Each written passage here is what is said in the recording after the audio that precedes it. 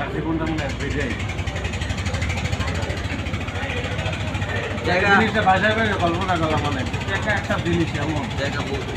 এই বেটারদের আজকে 10 লাখ টাকা দেয় হেকল একটা সময় এই ঘাটের রাজত্ব করছে আমরা যে দেখি কম বেশি সময় রাজত্ব করতে আজকে টাকার অভাবে জীবনটা আসতে দেখি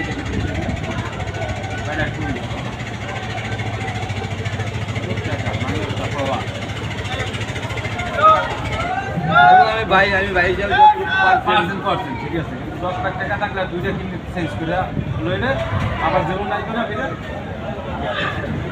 তারপর একটা জিনিস কি এনেছে অভাবে অভাবে গেছে আর আল্লাহ